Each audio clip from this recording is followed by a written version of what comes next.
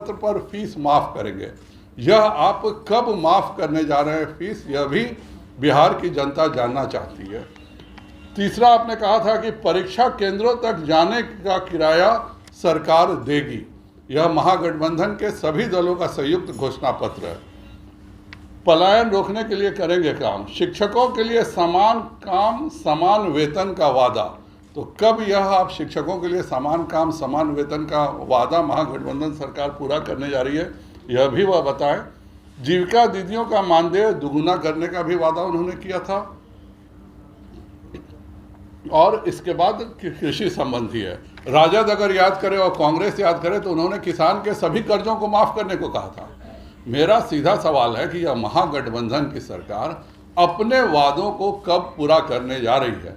या महागठबंधन सरकार कह दे कि नहीं, यह महागठबंधन की सरकार नहीं है, एनडीए की ही सरकार है, हम सब एनडीए के हिस्सा हो गए, तो मैं भाजपा ने जो वादा किया था वह मैं लागू कराऊं। और नहीं तो अगर यह उनकी सरकार है तो आज क्यों बच्चे एक महीने से सड़क पर बैठ के आंदोलन कर रहे हैं? ये कौन बच्चे हैं?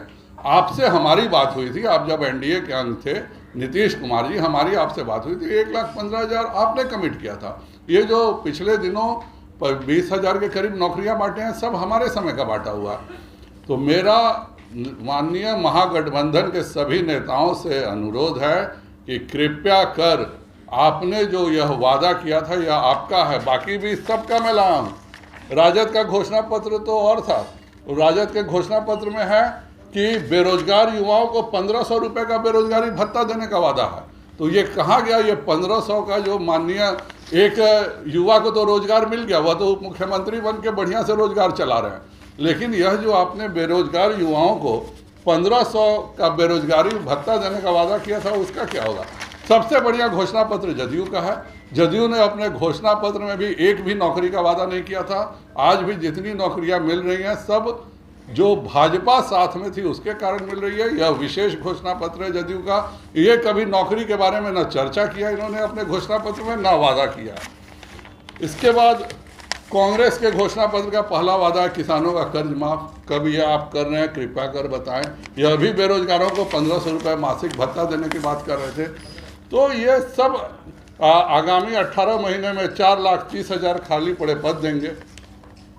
सीपीआईएमएल का भी था। सीपीआईएमएल मध्याह्न भोजन कर्मियों का पूर्णकालिक सरकारी कर्मचारी का रूप देना। और मैं शुरू से सीपीआईएमएल हमेशा रसोइया संघ को, आशा कार्यकर्ताओं को, सभी को कहते रहा है कि जब हम शासन के हिस्सा बनेंगे तब हम सभी आप सबको परमानेंट नौकरी देंगे और पेंशन भी देंगे। सभी रसोइया को ये पेंशन देने का भी वादा किए थे। तो माले कब पेंशन देने जा रही है और कभी ये अपने वादे पूरे, सब ये महागठबंधन के सरकार है।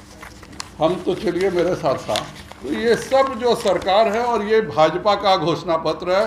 पहला हमने कहा था कि सभी को मुफ्त टीका देंगे, यह हुआ है। दूसरा हमने कहा था कि राष्ट्रीय शिक्षा नीति में हम स्थानीय भाषा देंगे, यह हम पूरा कर चुके हैं।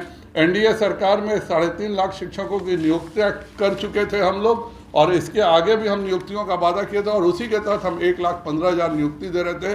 वह जब पूरी योजना बन गई है तो यह क्यों नहीं हो रहा है?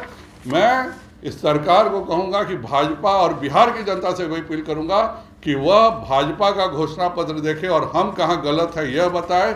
और ये जो महागठबंधन ने अपना जो मूल घोषणा पत्र जिसमें सभी एक साथ तैयार थे, यह घोषणा क्यों नहीं लागू हो रहा है? सबसे पहले 1,15,000 जो एसटीईटी बीटीईटी शिक्षक हैं उनको लागू करे, नहीं तो इसके खिलाफ भाजपा सड़कों पर उतरेगी। यह आपका घोषणा पत्र है और इस पर आपको जवाबदेही देना ही होगा।